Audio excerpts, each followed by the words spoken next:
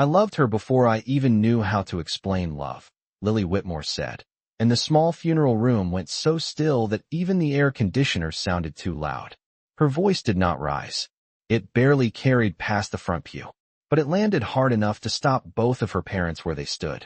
Ethan Whitmore, gray at the temples now, straightened near the doorway with one hand still on the back of a folding chair.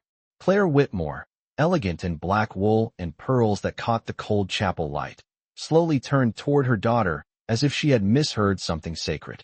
At the front of the room, beneath a spray of white lilies and soft blue hydrangeas, rested a simple casket lined with satin the color of winter clouds. Naomi Carter had never liked flashy things. Even in death, that much was obvious. No gold trim, no polished spectacle, just quiet, just dignity. Just a woman who had spent most of her life being overlooked, now surrounded by the kind of silence that only follows someone unforgettable. Lily stood beside the casket with both hands wrapped around an old cleaning apron, faded navy, edges softened by years of washing. She held it against her chest the way a child holds a blanket during a thunderstorm. She was 22 now, tall, graceful, educated, the kind of young woman people described as composed. But nothing about her face looked composed in that moment. Her mascara had long since given up. Her cheeks were wet.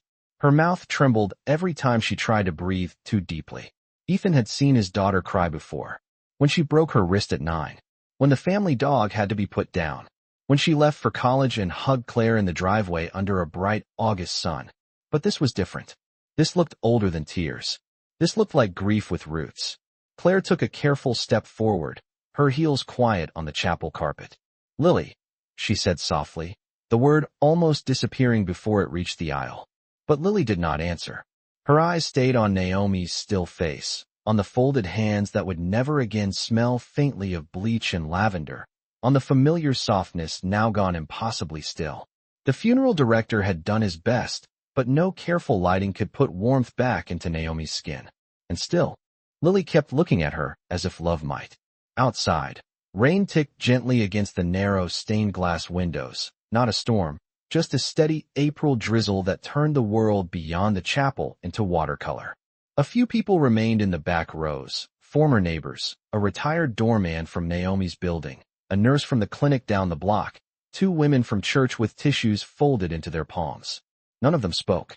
It felt wrong to speak. Claire's eyes dropped to the apron in Lily's arms.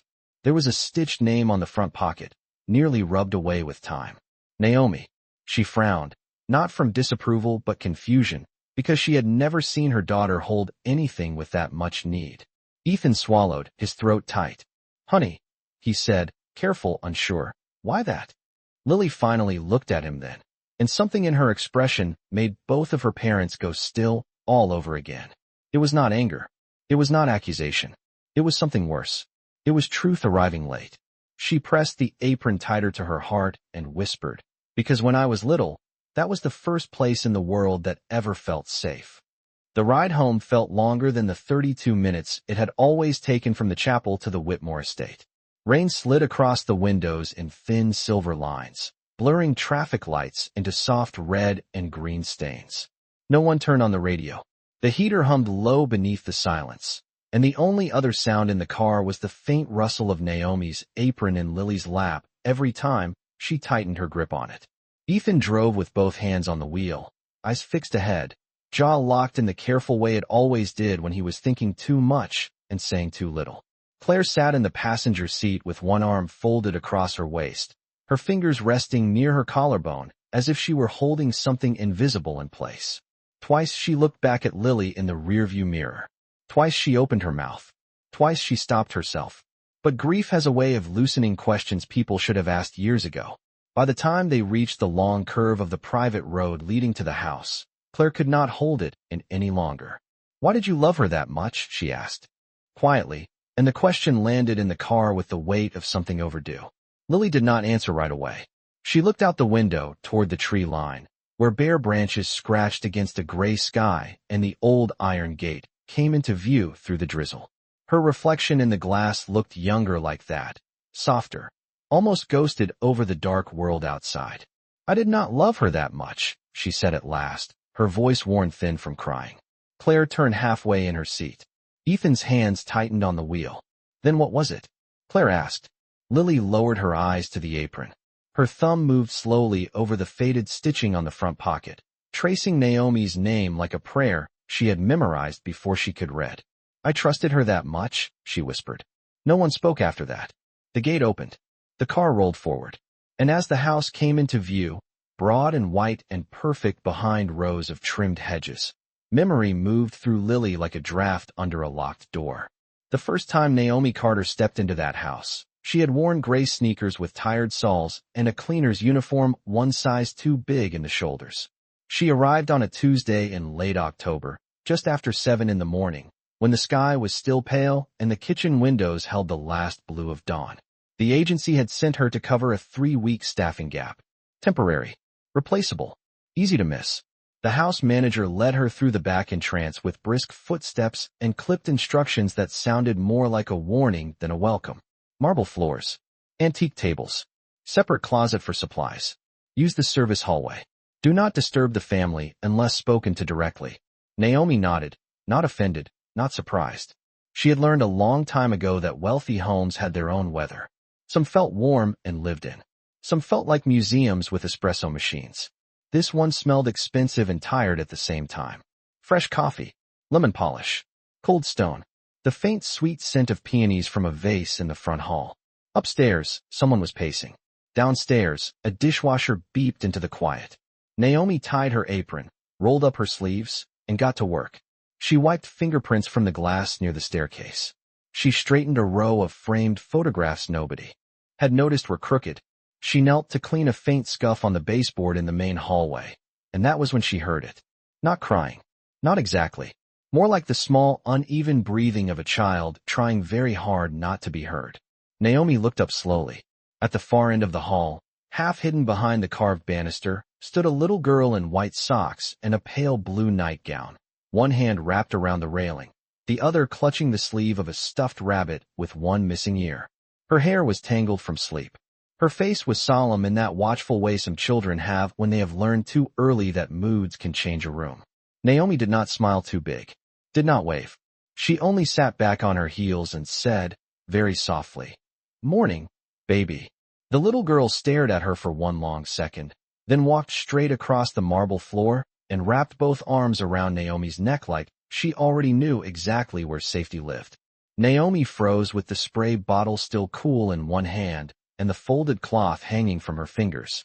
The child held on with surprising certainty, not clingy, not frantic, just firm, as if she had arrived at a place she had been searching for all morning. Naomi could feel the small rise and fall of Lily's breathing against her shoulder, quick at first, then slower, steadier, like a clock finding its rhythm. The marble floor beneath Naomi's knees pressed cold through her uniform, and somewhere deeper in the house an espresso machine hissed, sharp and brief, before the silence settled in again. Naomi did not reach for the girl right away. She had learned that children who came to comfort on their own terms needed room inside the moment. So she stayed exactly as she was and spoke in the same soft tone. "All right, baby. I am here." Lily did not answer. Her fingers only tightened once in the fabric of Naomi's apron, and then the little stuffed rabbit slipped from her hand and landed soundlessly beside the baseboard. At the far end of the hallway, a door opened upstairs. Footsteps crossed hardwood. Then a man's voice carried down through the banister, low, distracted, used to being obeyed without effort. "Has anyone seen Lily?" A second later, Ethan Whitmore appeared at the top of the staircase in a pressed white shirt and dark slacks, a phone in one hand, tie hanging loose around his neck. He was younger then, all sharp angles and urgency, the kind of man who already looked late before breakfast. He took 2 steps down before he stopped. Naomi looked up. Lily did not. For one brief second, father and cleaner simply stared at the same impossible picture. Ethan's daughter, who according to the house manager did not like surprises, noise, crowded rooms, or unfamiliar hands, was wrapped around a woman she had known less than 10 minutes. Ethan lowered the phone from his ear. "Lily," he said carefully. The little girl did not move. Naomi felt the child's cheek press a fraction closer against her shoulder at the sound of his voice. Not fear exactly. More like retreat. Ethan's expression changed so slightly another person might have missed it. Surprise first. Then confusion. Then something quieter, something almost wounded.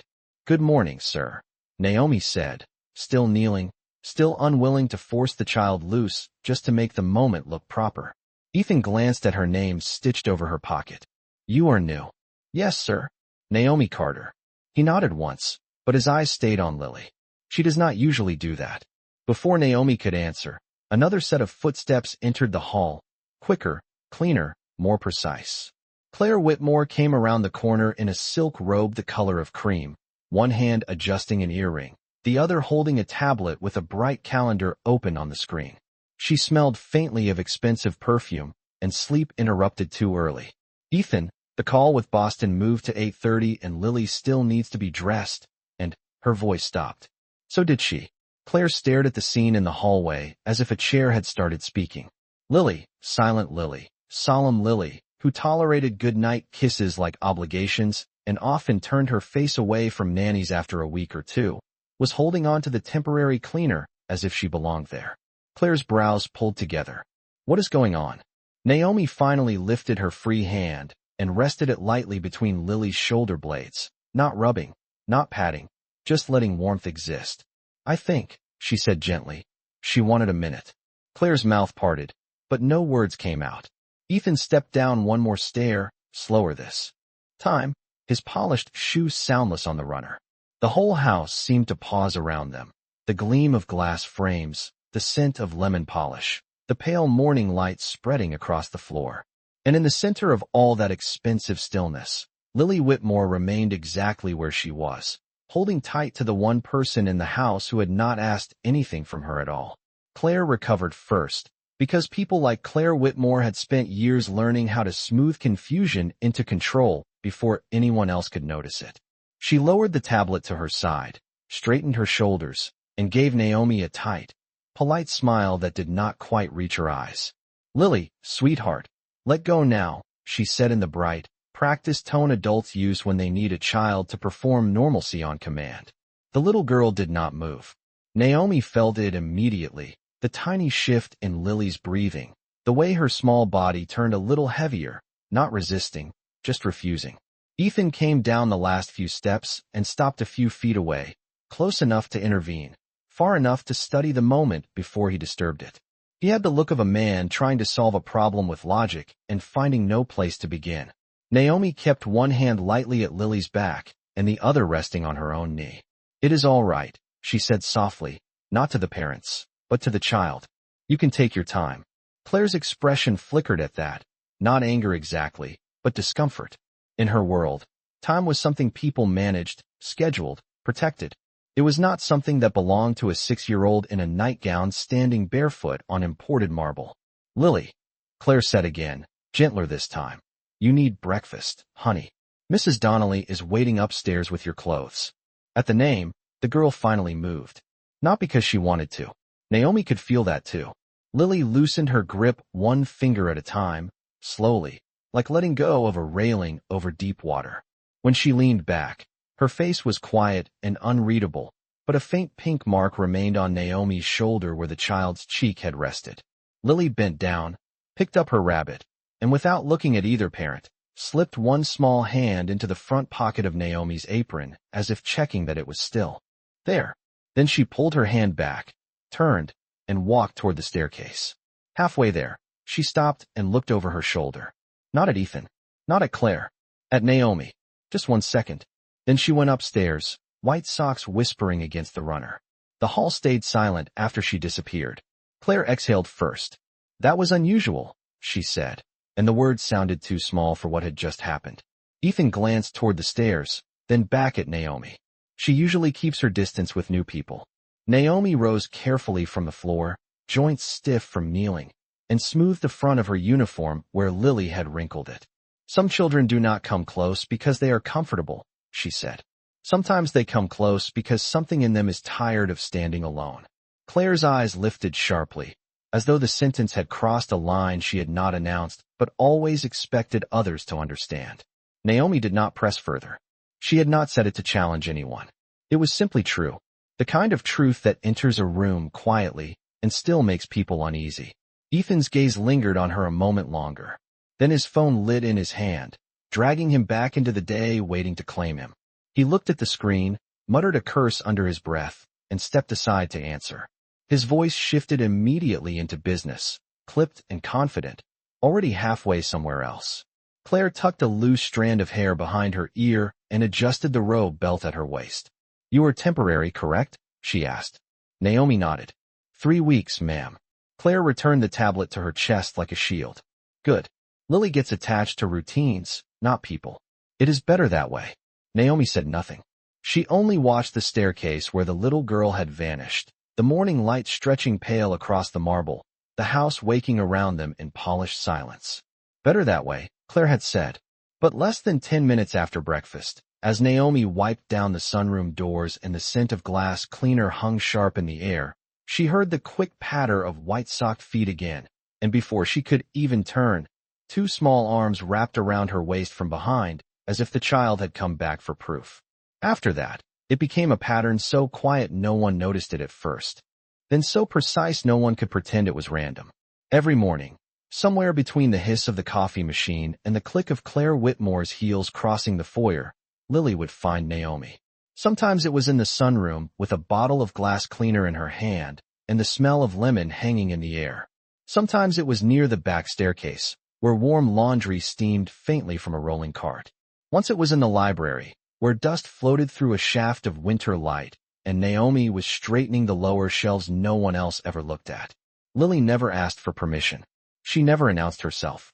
She simply appeared in white socks or school shoes or little patent leather flats, wrapped both arms around Naomi for a few silent seconds, then stepped away and kept moving as if the whole thing were as necessary and ordinary as breathing. Naomi never made a show of it. She did not laugh. She did not call attention to it. She would just pause, lower her hands, and let the child have the moment she had come for. Then Lily would disappear again into tutoring, piano, phonics worksheets, ballet slippers, and the polished machinery of a life built to look perfect from the outside. The house itself had a rhythm that week, but it was not a gentle one. Phones rang in offices with doors half closed. Delivery men came and went through the side entrance carrying flower arrangements, garment bags, cases of sparkling water. Claire moved through rooms like she was chasing time with a knife between her teeth, always beautiful, always composed, always one message away from somewhere else. Ethan lived inside conference calls and car doors, and the low blue glow of a screen balanced in his palm. The Whitmore estate was never loud in the way ordinary homes were loud. There was no cartoon television in the background, no socks tossed on banisters, no spaghetti sauce bubbling on the stove while someone laughed too hard in another room. It was a curated kind of sound. Espresso, muffled meetings, the distant hum of central heat, silverware placed just so, expensive silence with sharp edges.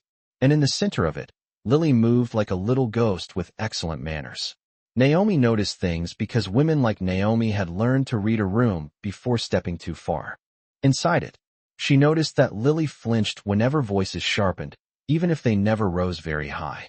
She noticed the child ate neatly but not eagerly, slept in bursts instead of stretches, and often stood at thresholds as though deciding whether entering was worth the risk. Most of all, Naomi noticed when the hugs came. They came after Ethan left on trips, without saying goodbye in person. After Claire rushed through bedtime with lipstick still fresh and apology already in her voice. After the music teacher corrected Lily 3 times in a row and called it encouragement. After a vase shattered in the kitchen one afternoon, and every adult in the room went still before anyone even spoke. Lily found Naomi near the pantry 10 seconds later and held on so tightly Naomi could feel the rabbit button on the child's cardigan pressing against her apron. "You are all right, baby," Naomi whispered. Lily said nothing. She never did. But her breathing told the truth before her mouth ever could. On Friday, Mrs. Donnelly, the house manager, folded her reading glasses and looked across the breakfast room just as Lily crossed the floor for her usual morning embrace. Claire saw it too. So did Ethan. The child held Naomi for 5 long seconds, then 6, then 7. No one moved. No one interrupted. When Lily finally let go and walked toward the front hall where her school bag waited, Claire kept staring at Naomi with a look that was no longer simple confusion. It had become something narrower, more watchful. Ethan glanced from his daughter to the cleaner and back again, as if trying to solve an equation that refused to stay on paper. And Naomi, standing there with a dish towel in one hand and the warmth of a child's trust still lingering against her ribs, had the sudden unmistakable feeling that this house was beginning to notice the one thing it did not know how to control. Claire waited until the house had emptied into its usual weekday arrangement of drivers, staff schedules, and polished quiet. Ethan had left for Manhattan with a travel mug in one hand and his phone already pressed to his ear. Lily had gone to school in the back seat of the town car, knees together, rabbit tucked under one arm, her goodbye to Naomi delivered in the form it always took now. A brief silent hold in the front hall beneath the chandelier. By 10:15, the estate had settled into its expensive hush. Naomi was in the breakfast room folding linen napkins into clean thirds when she heard the measured click of Claire's heels approaching across the marble. Not hurried, not distracted, intentional. Naomi looked up before the woman even entered the doorway. Claire stood there in a cream blouse and tailored slacks, every detail in place. One hand resting lightly on the frame, as if she already belonged to the moment more than anyone else in it. Sunlight from the east windows touched one side of her face and left the other in cool shadow. "Naomi," she said, and for the first time there was no softness added for courtesy. "May I speak with you?" Naomi set the napkin down. "Of course, ma'am." Claire stepped inside, and the faint scent of white rose perfume arrived with her, delicate, inexpensive, and somehow colder than the lemon polish in the room. She glanced at the perfectly set table, then at the folded stack of linens, then finally at Naomi herself. "I am going to be direct," she said. "What has been happening with Lily needs to stop." Naomi did not pretend not to understand. She stood with her hands loosely folded in front of her apron and waited. Claire took another step forward. "She is becoming attached," she said, each word trimmed clean. "And that is not appropriate. You are here to clean the house, not to create emotional dependency." The sentence landed hard, not because it was loud, but because it had clearly been rehearsed. Naomi felt the sting of it and kept her face still. "I have never encouraged her to do anything, ma'am," she said gently. "She comes to me." Claire's eyes sharpened. "Children attach for all kinds of reasons. That does not mean adults should allow it." Outside, somewhere beyond the breakfast room windows, a sprinkler clicked over the hedges with mechanical patience. Inside, the silence stretched thin. Naomi chose her next words carefully. "When a child reaches for comfort, I do not believe the right response is to make her feel wrong for needing it." Claire's jaw tightened almost invisibly. "You do not get to decide what my daughter needs." Naomi lowered her gaze for half a second, not in surrender, but in restraint. She understood the line Claire was drawing. Class, role, access, the invisible architecture of the house itself. Staff through the side entrance. Family through the front. Warmth measured, filtered, approved. "No, ma'am," Naomi said quietly. "I do not." Claire exhaled through her nose and crossed her arms, more defensive now than composed. "Lily is sensitive. She goes through phases. She has specialists, routines, structure. We are handling it." Naomi looked up then, just enough for Claire to see the truth in her face before she could hide from it. "With respect, ma'am, children know the difference between being managed and being soothed." Claire stared at her as if the room had shifted under her feet. For a moment the mask slipped. Not much, just enough for Naomi to glimpse the tired woman beneath the polish. The mother who had perhaps been trying so hard to keep everything upright that she had forgotten what comfort looked like when it was small and wordless and standing right in front of her. But the moment passed quickly. Claire straightened, gathering herself back into sharp lines and certainty. "From now on," she said, "you will keep a professional distance. No holding, no private conversations, no lingering contact. If Lily approaches you, you redirect her to Mrs. Donnelly, to me, or to her father if he is home. Is that understood?" Naomi felt something heavy settle in her chest. Not anger, not exactly, but sorrow with nowhere to go. She nodded once. "Yes, ma'am." Claire gave a brief, satisfied tilt of her head and turned to leave. At the threshold, she paused without looking back. "Do not mistake kindness for permission," she said. Then she walked away, heels fading down the hall, leaving behind perfume, silence, and a room that suddenly felt much larger than it had a minute before. Naomi stood still beside the table, fingers resting on the crisp white linen, and for the first time since arriving at the Whitmore house, she wondered whether doing the gentle thing here might cost more than the job was paying. That afternoon, Naomi did exactly what Claire had asked, and it felt wrong in ways that were difficult to explain to anyone who had never watched a child notice distance before language could name it. When Lily came home from school with the rabbit tucked under her arm and the faint crease of exhaustion between her brows, Naomi was polishing the brass rail at the foot of the back staircase. Usually the little girl would go to her without hesitation, pressing in for those few silent seconds as naturally as a flower turns toward light. This time Naomi stepped back before Lily could reach her. Not sharply, not coldly, just one careful step, enough to obey the rule. "Good afternoon, baby," she said softly, keeping the cloth in motion against the metal so her hands would have somewhere else to be. Lily stopped in the middle of the hall. Her eyes lifted to Naomi's face, then dropped to the empty space between them. She did not cry. That would have been easier for everyone. She only stood there with her school bag hanging crooked from one shoulder, as if a floorboard she trusted had suddenly shifted under her feet.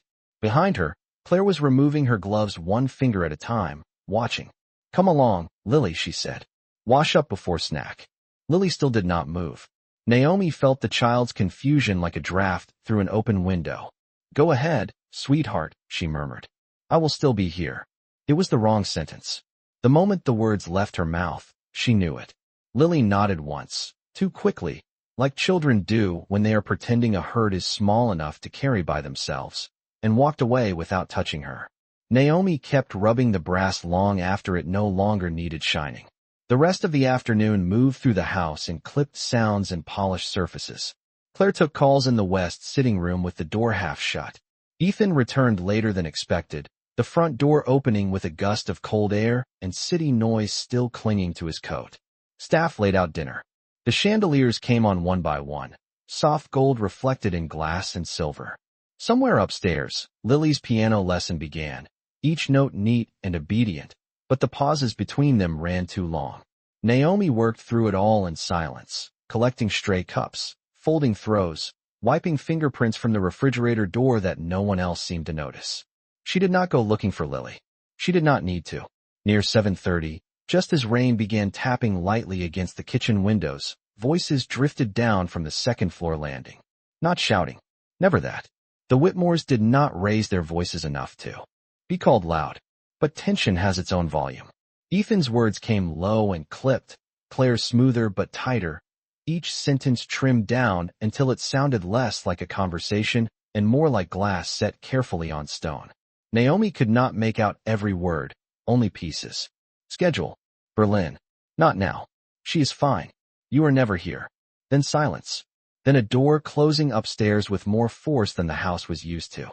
A minute later Naomi carried a basket of warm towels down to the laundry room in the lower hall, the one place in the house that did not seem designed for display. The air there always felt different, softer somehow, filled with clean heat and the faint scent of detergent and cotton.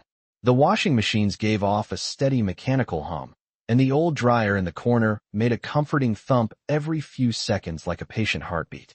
Naomi set the basket on the folding table and reached for a stack of pillowcases.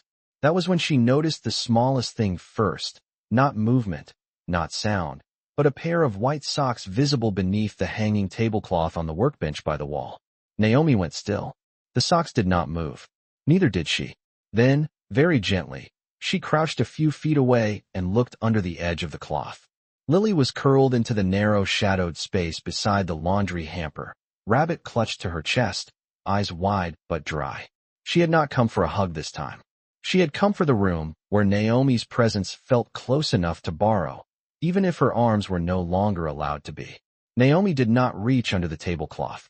She did not say Lily's name too quickly or ask the kind of questions adults ask when they want a child to hand over a feeling before it is ready to be touched. She only lowered herself to the cool tile floor a few feet away, folded one knee beneath her, and sat with her back against the humming dryer. The laundry room glowed under a single overhead bulb, soft and yellow, with shadows resting in the corners and the warm scent of clean cotton rising from the basket on the folding table. Rain tapped steadily against the small basement window near the ceiling. The old machines kept their patient rhythm. Washington spin. Thump. Breathe. For a long moment, neither of them moved. Lily stayed tucked beside the hamper, rabbit clutched beneath her chin, eyes wide in that fixed and watchful way Naomi had begun to recognize. Not fear alone. Anticipation. The kind a child carries when she has learned that peace in a house can disappear without warning. Naomi looked straight ahead, not at the child, and kept her voice low enough to blend with the dryer. You found the quiet place. Lily blinked once. Her fingers tightened on the rabbit's worn ear. Naomi rested her palms on the floor beside her knees. I used to look for rooms like this too, she said after a while. Places where the walls felt softer than the voices outside them. That got Lily's attention. Naomi could feel it before she saw it. A small shift under the table. A listening. Upstairs, somewhere distant, a door opened and closed. Then footsteps crossed the ceiling overhead and faded. The house settled again. Lily's voice, when it finally came, was so small Naomi almost thought she imagined it. They get sharp. Naomi turned her head only a little. Yes, she said. Sometimes grown-ups do. Lily swallowed. I do not like it. I know. The child looked down at the rabbit, then at Naomi's apron, folded neatly over her knees. Why does your pocket sound different? Naomi glanced at the front pocket and understood. Earlier that week, Lily had pressed her ear there for one odd little second before stepping away. Naomi had not forgotten it. She drew in a careful breath. Because my heart is under it, baby. Lily's face stayed solemn, but something in her eyes trembled. Naomi did not smile. She only lifted one hand and placed it flat against the apron, over her chest. Sometimes when the world feels too loud, she said, it helps to listen for one steady thing. The dryer gave another gentle thump. Rain whispered at the window.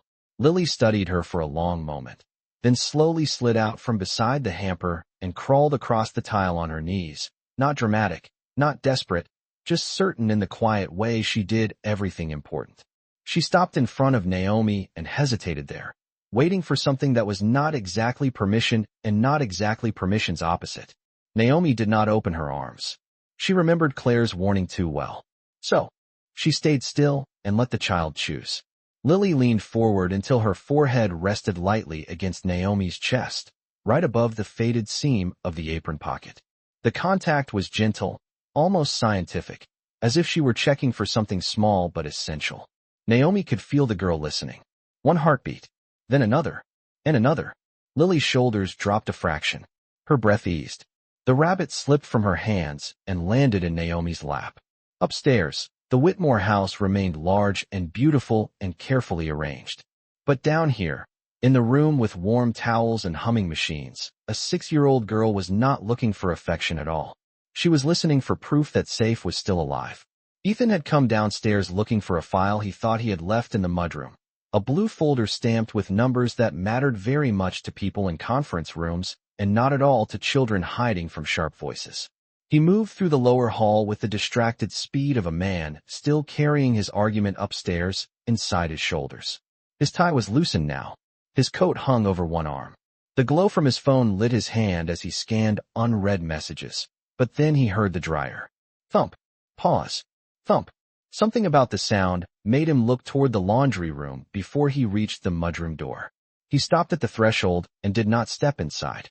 The room was small, warm, and dim compared to the rest of the house.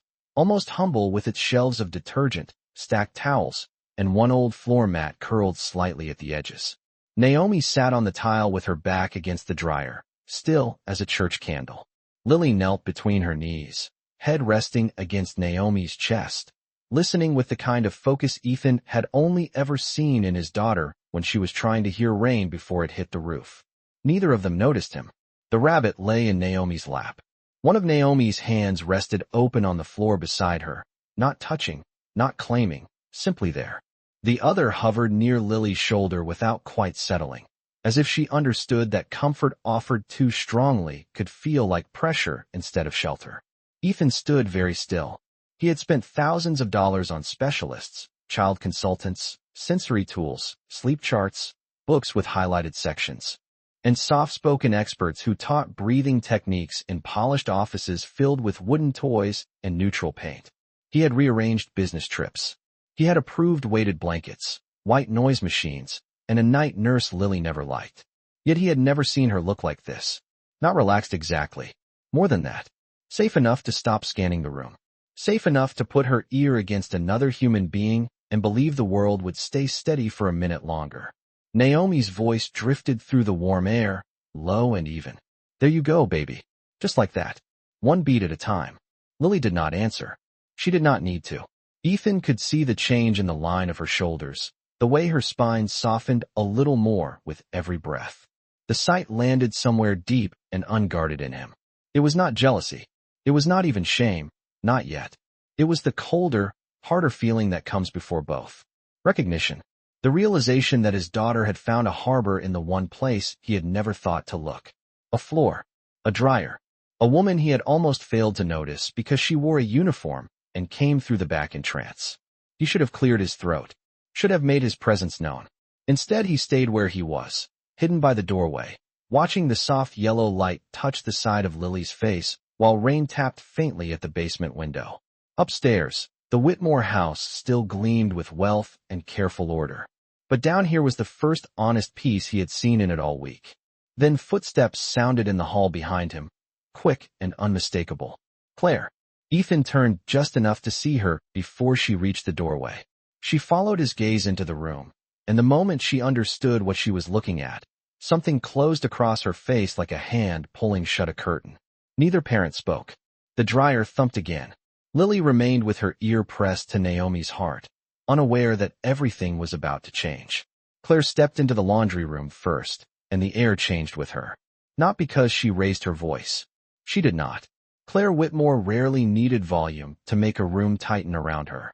It was the precision of her silence that did it, the way her presence could turn even. Warm spaces formal. Ethan followed a pace behind, still holding his coat over one arm, but his eyes stayed on Lily. Naomi felt the shift immediately. The child did too. Lily lifted her head from Naomi's chest and turned toward the doorway, her face calm for one small suspended second before uncertainty moved back into it like a shadow crossing water. Naomi lowered her hand from where it had hovered near the girl's shoulder and placed both palms on the floor. "Good evening, ma'am." "Sir," she said quietly. Claire looked from Naomi to Lily, then to the rabbit in Naomi's lap, and something about that simple picture seemed to harden her all at once. "Lily," she said, holding out a hand. "Come here." The little girl did not move. She looked at Claire, then at Ethan, then down at the tile. Ethan opened his mouth, but no words came out. Naomi could feel the child folding inward again, that fragile calm beginning to crack under the weight of being watched. "It is all right, baby," Naomi murmured. "You can go." Lily's fingers found the front of Naomi's apron and held there for one last second, as if memorizing the fabric. Then she stood slowly, took her rabbit, and walked toward her mother with the careful steps of someone crossing ice. Claire took her hand at once, not harshly, but firmly enough that the message was clear. Naomi rose from the floor. The room suddenly felt colder, though the dryer still hummed behind her. Ethan rubbed a hand across his mouth and glanced away, the gesture brief and helpless. Claire kept one hand on Lily's shoulder and fixed her eyes on Naomi. "Mrs. Donnelly can finish downstairs," she said. "You may gather your things."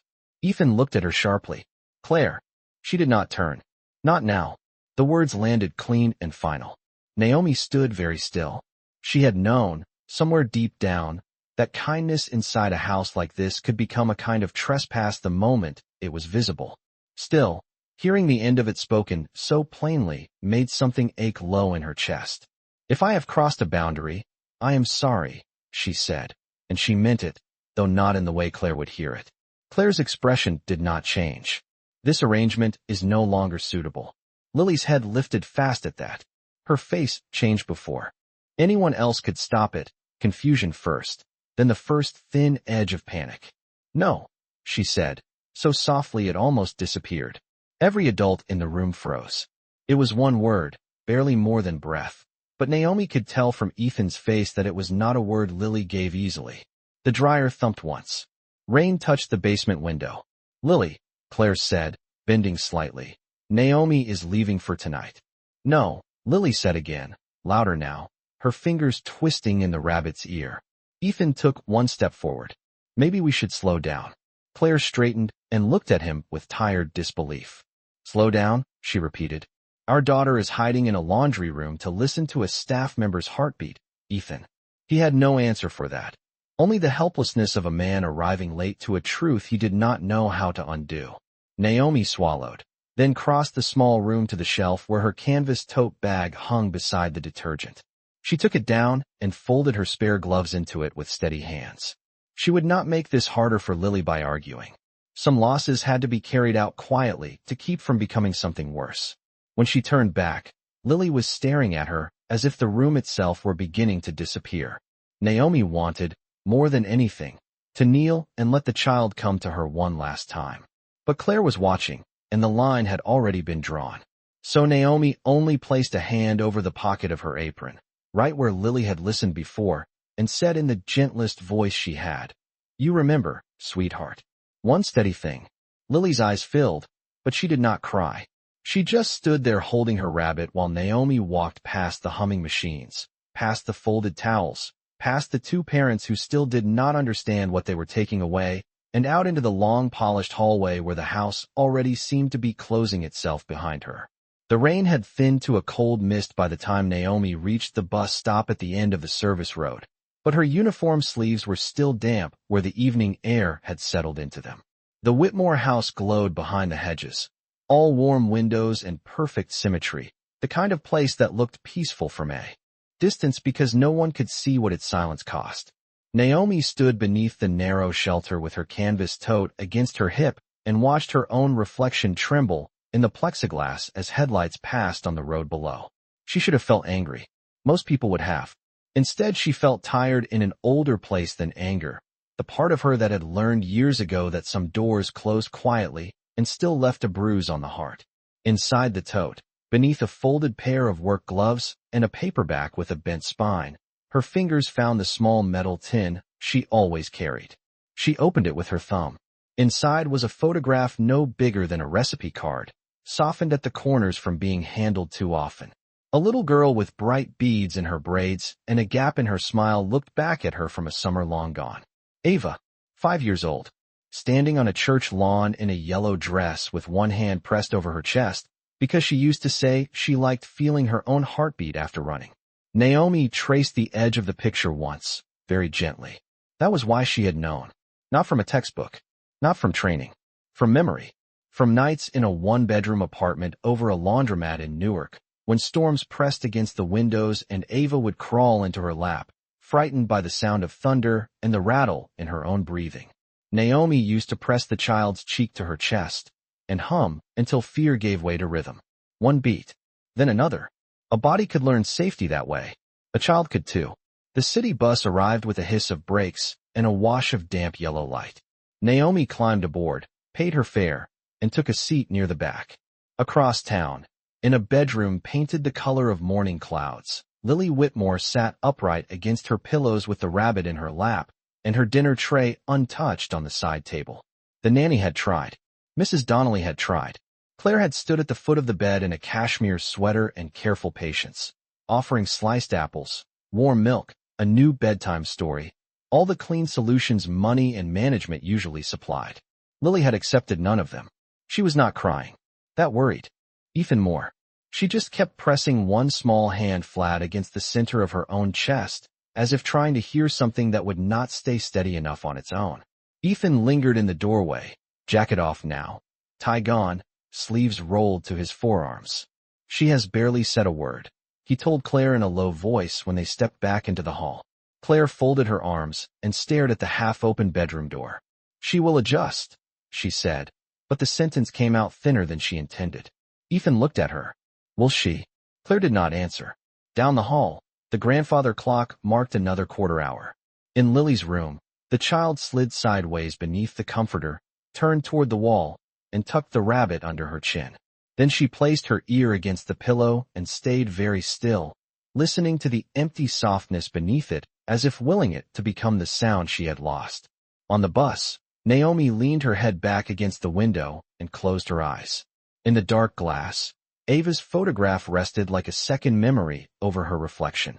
She slipped the picture back into the tin, held it in both hands for one long breath, and whispered into the dim quiet of the moving bus. I know, baby. I know exactly why she needed it. The box had been sitting in the back seat the whole drive home, plain brown cardboard with Naomi Carter written across the top in careful block letters, the kind of handwriting that looked patient even when it was sad. Mrs. Donnelly had handed it to Lily just outside the chapel and said only, "She kept this for you." No one opened it until evening. The house was quiet again, but not the polished quiet it used to wear like jewelry. This silence limped. It followed them into the kitchen, into the hall, into the old laundry room downstairs where Lily carried the box without asking permission and set it on the folding table beneath the same low bulb that had once turned warm towels and humming machines into something a child could trust. Ethan and Claire stood a few feet away, unsure now in their own home, while Lily pulled back the tape with trembling fingers. Inside were small things. A worn rabbit ear, sewn back on with blue thread that did not quite match. A child's drawing in thick crayon of a big square house, a tiny girl in white socks, and a woman in a navy apron with one yellow circle over her chest where the heart should be. There were folded note cards bundled with a rubber band, a little silver metronome no bigger than a salt shaker, and at the bottom, a lined composition notebook with dates written neatly along the margins. Lily opened the notebook first. The pages were filled with brief entries in Naomi's hand. No complaints, no judgments, just observations so gentle they hurt to read. October 21st. Voices upstairs. Lily came to the sunroom at 7:18. Hugged for 6 seconds. Breathing slowed. October 24th. Father left before breakfast. She looked for me by the back stairs. Rested her ear against my pocket. October 28th. Rain tonight. She found the laundry room before dinner. Needed one steady thing. Claire's fingers rose to her mouth. Ethan took the notebook and turned another page. November 3rd. Mother crying in study after guests left. Child came down at 9:02 with rabbit. Did not ask for words. Only heartbeat. He stopped reading there, but Lily did not. She reached beneath the notebook and found one last envelope with her name on it. The paper softened at the corners, as if Naomi had carried it for years before deciding to leave it behind. Lily opened it carefully. Inside was a single page. Her voice shook as she read aloud. "If you are old enough to understand this, then you are old enough to know it was never about me being special. It was about your body knowing what safety sounded like before the grown-ups around you knew how to give it. You did not hug me because you were clingy. You hugged me because my heart was steady, and children can hear truth faster than adults can say it." Ethan closed his eyes. Claire stared at the concrete floor like it might open and swallow the years between then and now. Lily kept reading. "You listened for what your home could not hold still yet. That was never something to be ashamed of. One day your parents may understand that little children do not reach for the nearest person. They reach for the safest one." By the time Lily finished, the room had gone so still the old dryer seemed louder than it had in years. Claire sank down onto the wooden chair by the wall as if her knees had simply refused to carry guilt any longer. Ethan stood with the notebook in one hand and pressed the other over his eyes. When he spoke, his voice was rough and small and nothing like the man who used to fill boardrooms. "All those years," he whispered. She was not asking for affection. Lily looked at him, tears shining but unshed. Then she said the one sentence that split whatever was left of their certainty clean in two. "I hugged her to make sure Safe was still alive." No one left the laundry room for a long time after that. The old dryer kept turning with its tired, faithful rhythm, and the little silver metronome Naomi had saved for Lily sat on the folding table under the weak bulb, its metal surface catching a thin line of light. Claire looked older in that room than Lily had ever seen her. Not weaker, just stripped of the armor that had always made her seem untouchable. She sat with both hands pressed over her mouth, eyes red, shoulders bent inward, as if she were finally feeling the weight of all the moments she had managed instead of entered. Ethan stood beside the workbench with Naomi's notebook open in his hand, staring at pages that had recorded what he had missed in neat lines and careful dates. The proof was not dramatic. That made it worse. It was ordinary. A child came looking for safety.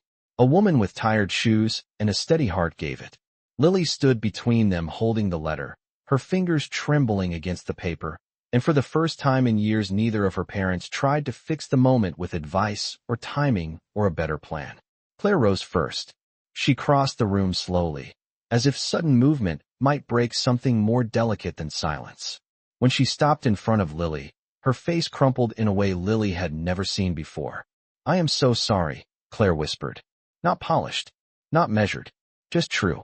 Lily looked at her mother for one long second, as if deciding whether those words had a heartbeat behind them. Then Claire opened her arms, uncertainly, almost like she was asking to borrow a language she had never spoken well. For years Lily had tolerated hugs from her mother the way children tolerate winter coats, because they are given, because they are expected, because they are supposed to help. This time was different. This time Claire was not trying to soothe discomfort away or hurry grief into something smaller. She was only standing there, undone and available. Lily stepped forward. The hug was awkward at first, then real. Claire let out one broken breath and held her daughter as if she finally understood that love was not measured by what a house could provide, but by whether a child could rest inside it. Ethan looked away, pressing his hand hard against his eyes, then set Naomi's notebook down and moved closer. He did not interrupt. He only placed one hand lightly against Lily's back and left it there, warm and steady. No speeches, no promises too large for the room. Just presence. After a while Lily pulled back and wiped her cheeks. Her eyes drifted to the dryer. Ethan followed her gaze. Without a word, he reached over and turned the old machine on again after it clicked to stillness. The drum began to roll. Thump. Pause. Thump. The sound filled the room softly, almost tender now. Claire looked at the machine, then at the metronome, then at the notebook, and she seemed to understand that Naomi had left behind more than memories. She had left them a map. The next morning the Whitmore house felt different in ways no guest would have noticed. No grand announcement. No dramatic change in the furniture of their lives. Just small things. Ethan canceled a flight. Claire moved her calls to the afternoon. At breakfast, when Lily came into the kitchen in white socks and a loose sweater, neither parent asked her to hurry. Claire poured the orange juice herself. Ethan set a warm plate in front of his daughter and stayed seated long enough to see whether she took a bite. She did. Not much, but enough. Later, before school, Lily drifted toward the basement door without thinking, following an old habit her body remembered before her mind did. She stopped halfway down the stairs. The laundry room waited below, quiet now, neat and empty except for folded towels, the metronome on the shelf, and Naomi's apron hanging from a hook by the dryer. Lily stepped inside. A second later Claire appeared. In the doorway behind her, not intruding, not calling her back, just there. Ethan joined them soon after, his hand resting on the frame. No one spoke. Lily walked to the apron, touched the faded pocket with 2 fingers, and then placed her own hand over her heart. Behind her, Claire did the same. Then Ethan. 3 people standing in the warm stillness of an ordinary room, listening to the soft human rhythm inside